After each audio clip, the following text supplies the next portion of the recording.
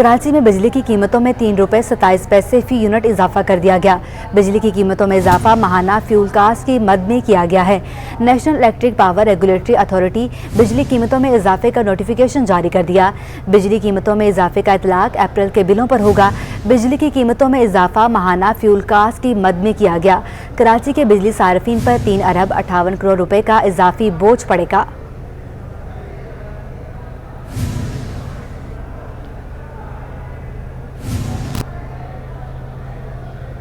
बिजली की कीमत 3 रुपये बढ़ने पर कराची के शहरी बिलक पड़े। कहते हैं शदीद गर्मी में वैसे ही लोड शेडिंग होती है, ऊपर से कीमतों में इजाफा भी किया जा रहा है। बिजली के बिल भरें या खाना खाएं। गलत है, गरीब आदमी क्या करे, पेट्रोल भी इतना महंगा हो गया है और बिजली पे भी अभी दोबारा बढ़ा दिया है, तो हुकूमत को चाहिए रिलीफ दे थोड़ी। बहुत परेशान है आवाम। बिल्स आ जाते हैं मगर उसका काम नहीं होता, और अब तो ख़ास तौर पे गर्मियाँ स्टार्ट हो गई हैं, तो इलेक्ट्रिसिटी का तो दूर दूर तक सवाल पैदा नहीं हो रहा है। हाँ, अलबत्ता उसके जो बिल्स आएंगे that will be more than जो वो खुद दे रहे हैं हमें, उससे ज़्यादा तो ले लेंगे हमसे। बिजली का तो खैर कुछ पता होता नहीं है, और फिर लाइट भी होती नहीं है ज़रूरत, और फिर जितनी लाइट आती नहीं है उससे ज़्यादा तो जाती है। और फिर गर्मियों में जो है मोस्टली बहुत सारे घर ऐसे भी होते हैं जो यूपीएस जनरेटर या सोलर वगैरह अफोर्ड नहीं कर सकते, तो हमारी गवर्नमेंट को चाहिए कि इस सिलसिले में ज़रा आवाम को रिलीफ दे, और जो है हमें ज़रा बिजली के बिल की जो है वो रेट जो है वो ज़रा कम करे और हम लोगों को ज़रा रिलीफ दे। बिजली का बिल आ जाता है और बिजली आती नहीं है असल में, तो हम लोग फिर भी मैनेज कर लेते हैं आई थिंक, बट बहुत सारे लोग हैं जो कि नहीं कर पाते, बहुत सारे सुसाइड कर रहे हैं और चीज़ें हो रही हैं, तो ये सब कुछ नहीं होना चाहिए, कुछ हुकूमत को करना चाहिए, और मुझे लगता है इमरान खान करेंगे, मगर अब देखें बस अल्लाह करे कि बेहतरी आए और पाकिस्तान एक अच्छा मुल्क बने। बस पावर प्लांट्स हमारे ऑयल्स वगैरह परचेज कर रहे हैं, उसके ऊपर लाजमी बात है कि टैरिफ फिर बढ़ के ही मिलता है नेपरा की तरफ से। इस महंगाई के दौर में अवाम अब कहाँ जाए, आप खुद बताएं। के इलेक्ट्रिक ने अपनी कीमतें बढ़ा दी हैं, बिजली की, इसमें पेट्रोल की कीमतें दिन ब दिन बढ़ती जा रही है। अब हम क्या करें इस महंगाई के दौर में? तो हमारी तो भाई हम उम्मीदें लगा के थक गए हैं कि भाई कब कीमतें कम होंगी, कब ये लोड शेडिंग भी करेंगे, कीमतें ही बढ़ाएंगे। अब इस हाल में हम क्या करें भाई, समझ में नहीं आता। अल्लाह मालिक है, इस कौम का अल्लाह मालिक है, इस मुल्क का। की जो सैलरीज हैं उनको बढ़ा देनी चाहिए जी। यही आवाम को ज़ाहिर है बहुत ही परेशानियों का सामना करना पड़ा है। जाहिर सी बात है रमज़ान शुरू होने वाले, रोज़े रखकर लोग बहुत जाहिर सी बात है गर्मी भी इंतहा की होती है। हम जानते हैं कि गर्मी किस तरह अभी से ही पड़ना शुरू हो गई है, तो ऑफकोर्स जब लाइट नहीं होगी तो हर इंसान को, बूढ़े छोटे बच्चे सब लोगों को काफ़ी मनियों का सामना है। तो इलेक्ट्रिक्स को इस पर ज़रा फोकस करना चाहिए। वज़ीर तवानाई सिंध इम्तियाज़ शेख ने बिजली की कीमत में इजाफे पर रद्दअमल में कहा कि हुकूमत ने कराची के अवाम पर आखिरी वार कर दिया है।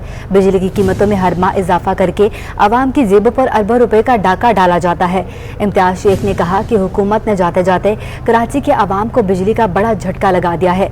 3 रुपये 27 पैसे फी यूनिट इजाफा कराची के अवाम पर जुल्म है, इसे मुस्तरद करते हैं। उन्होंने कहा कि बिजली की कीमत में इजाफे से अवाम की जेबों पर 3 अरब 58 करोड़ रुपए का इजाफी बोझ पड़ेगा। हुकूमत को आवाम की मौशी मुश्किलात और परेशानियों से कोई सरोकार नहीं है। इमरान खान की ATMs को भरने के लिए बिजली की कीमत में इजाफा किया जाता है।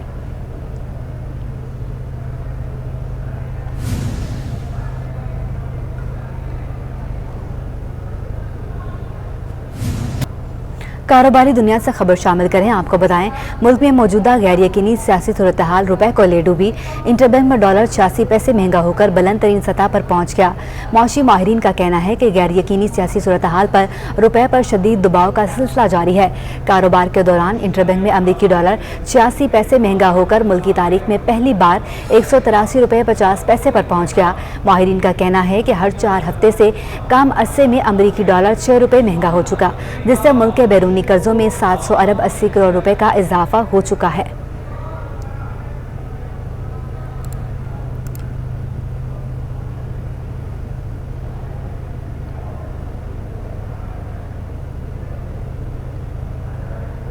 रमज़ान से कबल ही बाज़ारों में महंगाई का राज है। होलसेल की सतह पर ग़िज़ाई अजनास की कीमतों में एक हफ्ते के दौरान 5 से लेकर 20 रुपए तक का इजाफा हो गया।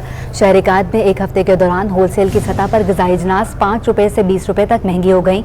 9mm चना 5 रुपए महंगा होकर 240 रुपए और 12mm चना 5 रुपए इजाफे से 280 रुपए पर पहुँच गया। दालों में लाल मसूर 20 रुपए महंगी होकर 200 रुपए पर पहुँच गई, जबकि दाल माश 10 रुपए इजाफे से 260 रुपए पर पहुँच गई। ताहम चने की दाल 5 रुपए और मूंग की दाल 10 रुपए सस्ती हो गई। ताजिर कहते हैं डॉलर की कदर में मुसलसल इजाफा दालों और चने की कीमतों में इजाफे का सबब बन रहा है।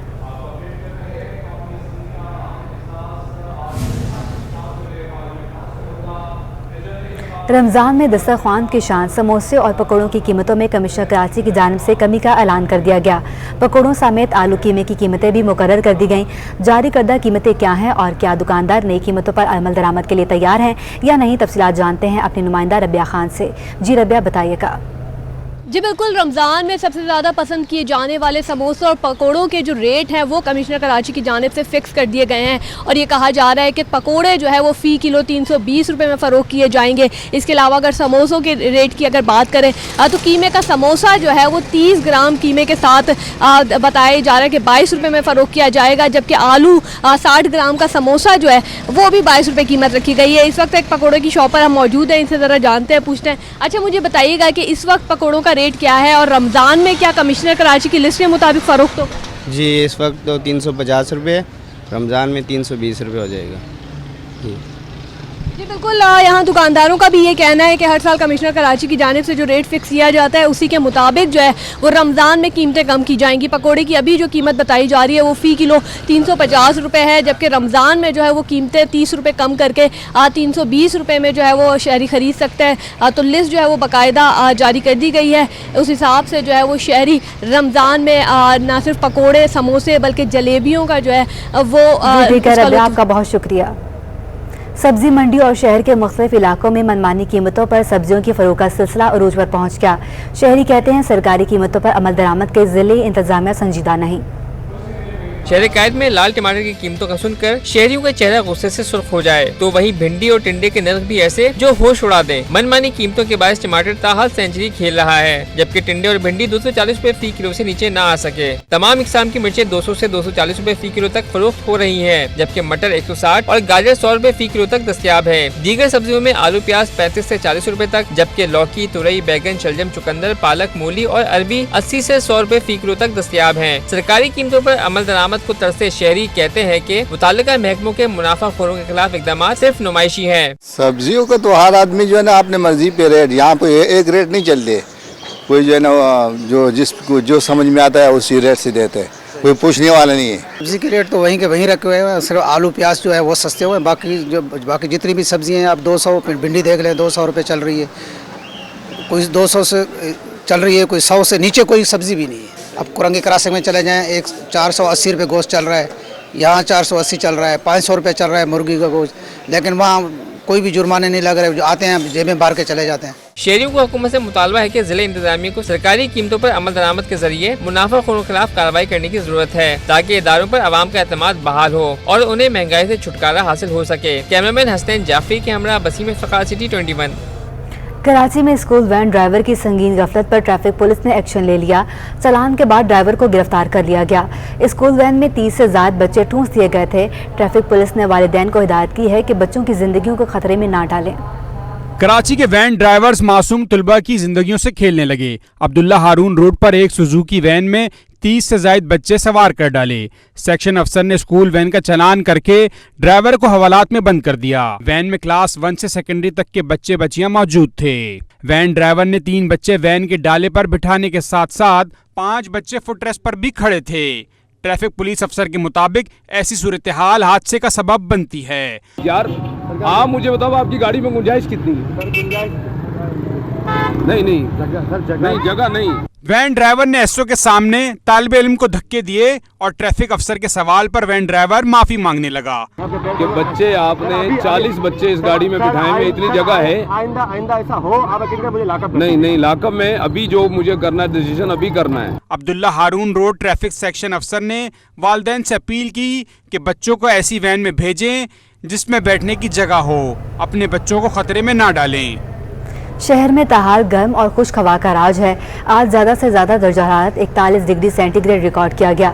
शहर में समुद्री हवाएं बंद और फ़ज़ा आलूदा हो गई। आज भी दुनिया के आलूदा तरीन शहरों में कराची पहले नंबर पर रिकॉर्ड हुआ। एयर क्वालिटी इंडेक्स के मुताबिक शहर में सुबह सवेरे आलूदगी की शरह 194 पार्टिकुलेट मीटर्स रिकॉर्ड की गई, जो कि बाद में कम होकर 176 पार्टिकुलेट मीटर्स पर पहुँच गई। महकमे मौसमियात के मुताबिक आइंदा 2 रोज़ शहर में समुद्री हवा बंद रहेगी, जिसके बायस आलूदगी की शरह में मज़ीद इजाफे का इम्कान है। शहरी आलूदगी से बचाव के लिए मास्क का इस्तेमाल लाजमी करें।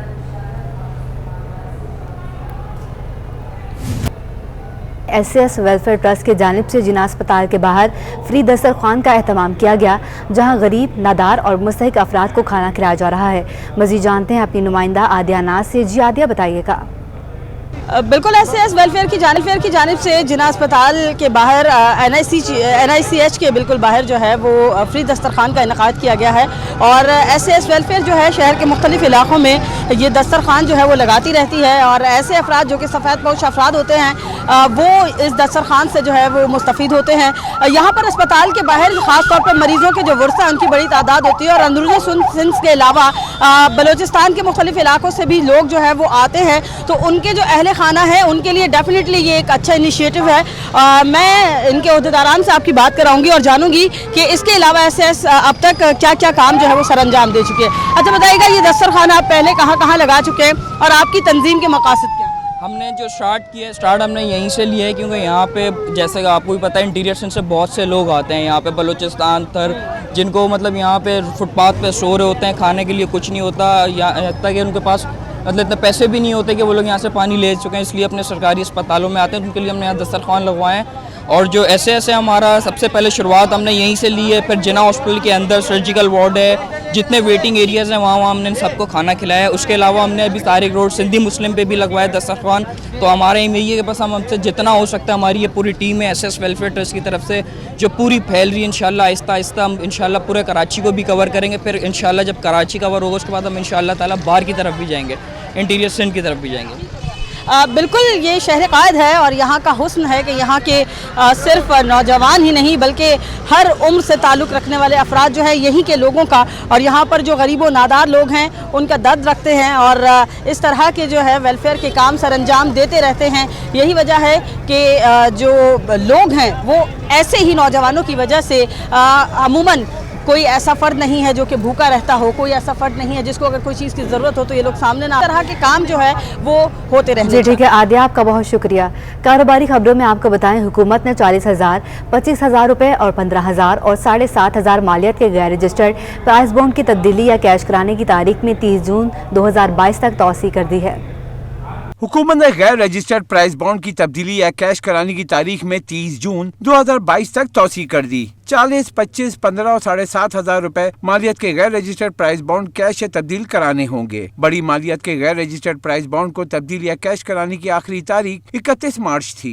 रिपोर्ट के मुताबिक बड़ी मालियत के गैर रजिस्टर्ड प्राइस बॉन्ड को प्रीमियम प्राइस बॉन्ड से भी तब्दील करवाए जा सकते हैं। अवाम 40,000 और 25,000 रुपए मालियत के प्रीमियम प्राइस बॉन्ड में तब्दील करवा सकते हैं। बड़ी मालियत के गैर रजिस्टर्ड प्राइस बॉन्ड को स्पेशल सेविंग सर्टिफिकेट या डिफेंस सेविंग सर्टिफिकेट में भी तब्दील करवा सकते हैं। बॉन्ड कैश करने पर बॉन्ड के मालिक के अकाउंट में ही रकम मिलेगी। अशरफ खान, सिटी 21।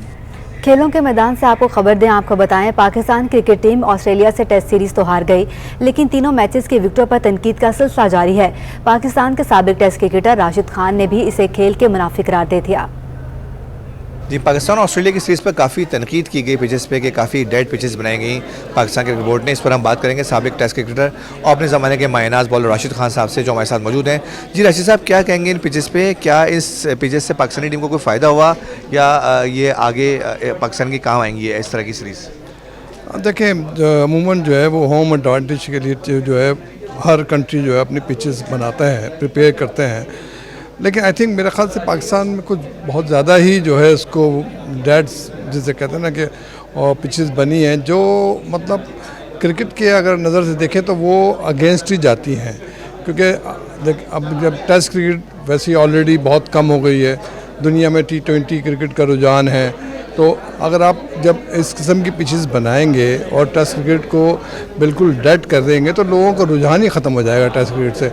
तो आई थिंक PCB को चाहिए था कि एक सपोर्टिंग पिच हो जो कि एक बैट्समैन को भी सपोर्ट करे, बॉलर्स को भी सपोर्ट करे और देखने वालों को भी एक क्रिकेट का मज़ा आना चाहिए। लेकिन आई थिंक उसको ये जो भी जिस तरह भी पिचेस प्रिपेयर हुई हैं ये पाकिस्तान के अगेंस्ट ही गई हैं। बहुत शुक्रिया। ये थे साबिक टेस्ट क्रिकेटर राशिद खान जो पाकिस्तान ऑस्ट्रेलिया के दरमियान जो टेस्ट सीरीज खेले गए उसके बारे में बता रहे थे। उन्होंने कहा कि ये पिचेस जो थी वो डेड पिचेस थी, पीसीबी को गौर करना चाहिए इस तरह की पिचेस। जी ठीक है वाजिद, आपका बहुत शुक्रिया। शहर कायद के शायकीन क्रिकेट पाकिस्तान टीम को ऑस्ट्रेलिया के खिलाफ दूसरे मैच में फातेह देखना चाहते हैं ताकि पाकिस्तान उनका सीरीज जीतने का ख्वाब पूरा करे। पाकिस्तान और ऑस्ट्रेलिया के दरमियान 3 वनडे मैचेस की सीरीज का दूसरा वनडे खेला जा रहा है। शायकीन क्रिकेट का कहना है कि बाबर 11 को ये मैच जीतना चाहिए। उम्मीद करते हैं कि इस मैच में ये जीत जाएं, बाकी तो इनकी परफॉर्मेंस कोई खास नहीं रही है। पाकिस्तान खेले, आज परफॉर्मेंस दे दे एटलीस्ट, ताकि सीरीज बराबर हो। कुछ हमारा पैगाम यही है कि खिलाड़ियों को जम के खेलें और दिल से खेलें, पाकिस्तान के लिए खेलें। पाकिस्तान ऑस्ट्रेलिया के खिलाफ टेस्ट सीरीज में शिकस्त खा चुका है। अब शायकीन क्रिकेट चाहते हैं कि ग्रीन शर्ट्स वनडे सीरीज अपने नाम करें और इसके बाद अपनी रैंकिंग को भी बेहतर बनाएं। कैमरामैन आकिब नकवी के हमरा Mahmood Riaz, city 21। Sindh public service commission के चेयरमैन नूर मोहम्मद जादबानी की मुद्दत आज खत्म होगी। सिंध सरकार ने साबिक additional chief secretary Mohammad Waseem को नया chairman Sindh public service commission लगाने पर गौर शुरू कर दिया है। सैयद मुमताज़ अली शाह को मुलाजमत से रिटायर्ड होने के बाद कमीशन को मेंबर तैनात किया जाएगा। मोहम्मद वसीम को MKM और पीपल्स पार्टी की कोर कमेटी की रजामंदी से तैनाती की जाएगी। मजीद जानेंगे अपने नुमाइंदे आज़ाद नोडियो से। जी आज़ाद, बताइएगा। जी बिल्कुल, सिंध पब्लिक सर्विस कमीशन के चेयरमैन नूर मोहम्मद जादबानी की 3 साल मुद्दत बतौर चेयरमैन की आज खत्म होनी चाहिए और आज रात 12 बजे उनकी मुद्दत खत्म होगी, जिसके बाद सिंध सरकार ने नए सिंध पब्लिक सर्विस कमीशन के चेयरमैन के लिए जो है साबिक एडिशनल चीफ सेक्रेटरी हैं, इस वक्त रिटायर्ड हो चुके हैं मोहम्मद वसीम, जो सीनियर तरीन अफसर है, तो जो है चेयरमैन तैनात करने पर गौर शुरू कर दिया है। उनकी तैनाती भी इस वक्त जो पाकिस्तान पीपल्स पार्टी या पाकिस्तान की कोर कमेटी है उनकी मुशावर से की जाएगी। इसके अलावा जो इस वक्त चीफ सेक्रेटरी सैयद मुमताज़ अली शाह हैं वो भी आज रात रिटायर्ड होने जा रहे हैं। उनको रिटायर्ड होने के बाद इसका मेंबर तैनात किया जाएगा, जब कबल जो है साबिक चीफ सेक्रेटरी सिंध सिद्दीक मेमन उनको इस कमीशन का चेयरमैन लगाने पर गौर किया जा रहा था, लेकिन उनके नाम पर इत्तेफाक नहीं हुआ, जिसके बाद इस वक्त टीम को नया चेयरमैन लगाने पर जी ठीक है आज़ाद, आपका बहुत शुक्रिया। एडमिनिस्ट्रेटर कराची बुर्ज़ा वहाब ने वाज़ा किया कि इंतज़ामी यूनिट्स के हवाले से MKM से किसी किस्म का कोई माहदा नहीं हुआ। एडमिनिस्ट्रेटर कराची का होना चाहिए, अपने शहर का सोचना चाहिए। PPP और MKM का बुनियादी मकसद देर पा ताल्लुक बनाना है, इसमें कामयाब हो जाएंगे। PTI वाले तवज्जो हटाना चाह रहे हैं। हुकूमत बनाने के लिए 172 अरकान की ज़रूरत है। अपोजिशन इत्तेहाद के अब 177 अरकान हैं। इन नंबर्स के बाद इमरान खान के लिए बेहतर है कि वो फौरी मुस्ताफ़ी हो जाएं।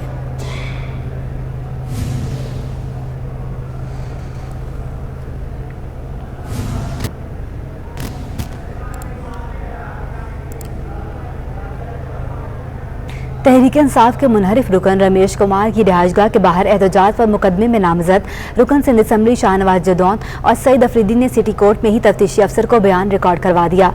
अदालत ने तहरीक इंसाफ के दोनों MPs की अबूरी जमानत की तौसीक कर दी।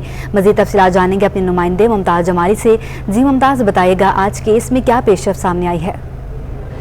जी देखिए, आज एडिशनल डिस्ट्रिक्ट एंड सेशन जज जनूबी की अदालत में PTI के मुनहरिफ रुकन कौमी असम्बली रमेश कुमार के घर के बाहर एहतजाज पर जो मुकदमा दायर किया गया था उससे मुतल्लिक मुलजमान की दरख्वास्त ज़मानत पर समाअत हुई। इस केस में 2 मुलजमान जो कि रुकन सिंध असम्बली हैं PTI की जानब से, जिसमें जो है एक है शाहनवाज जदून और सईद आफरीदी, वो आज अदालत में पेश हुए हैं। दोनों ने जो है सिटी कोर्ट के अंदर ही तफ्तीशी अफसर को अपना बयान जो है वो रिकॉर्ड करा दिया था, जबकि अदालत ने तहरीक इंसाफ के दोनों MPs की जमानत में भी जो है तौसीक कर दी है। साथ ही साथ तफ्तीशी अफसर ने अदालत में ये बयान दिया है कि MPs के बयान जो है उन्होंने रिकॉर्ड कर दिए हैं। साथ ही साथ उनका ये कहना था कि मुलजमान से 4 लोटे जो हैं वो बरामद किए गए हैं, जो कि उन्होंने केस की प्रॉपर्टी में शामिल किए हैं। अब इस केस की जो मजीद समाअत होगी वो 4 अप्रैल को होगी, जो कि जुडिशल मजिस्ट्रेट जनूबी की अदालत में होगी। वाक़े का मुकदमा जो था वो बोर्ड बेसन में दर्ज था, जिसमें PTI के 3 कारकुनान को उसी वक्त गिरफ्तार किया गया था, जबकि 2 MPs को भी इस केस में नामजद किया गया था। इन्होंने पहले अबूरी जमानत हासिल कर रखी थी, आज उनकी अबूरी जमानत में अदालत। मुमताज़, आपका बहुत शुक्रिया। महकमा तालीम सिंध ने रमजान और मुबारक में स्कूलों के औकात में एक आर जारी कर दिए हैं। प्राइमरी स्कूल पहली शिफ्ट 7:30 से 11:30 होगी। प्राइमरी स्कूल दूसरी शिफ्ट 11:45 से 2:45 होगी।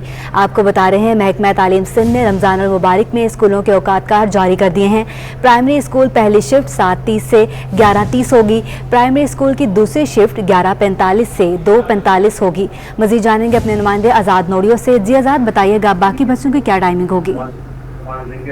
जी बिल्कुल, संघ सरकार ने रमजान मुबारक में जो है स्कूलों के औकात का बाकायदा तौर पर शेड्यूल जारी कर दिया, जिसका महकमा स्कूल तालीम ने नोटिफिकेशन जारी कर दिया है। नोटिफिकेशन के मुताबिक जो है प्राइमरी स्कूल की पहली शिफ्ट सुबह 7:30 बजे से 11:30 बजे तक होगी, जबकि प्राइमरी स्कूल दूसरी शिफ्ट 12:15 बजे से 3:15 बजे तक होगी। जबकि नोटिफिकेशन में ये भी कहा गया है कि सेकेंडरी क्लासेस की जो है टाइमिंग 7:30 बजे से 11:30 बजे तक होगी, जबकि जुम्मे के रोज स्कूलों की औकात कार जो है 11:15 बजे से 1:15 बजे तक होगी, जिसका नोटिफिकेशन भी बाकायदा तौर पर महकमा स्कूल तालीम ने जारी कर दिया है। जी ठीक है आज़ाद, आपका बहुत शुक्रिया।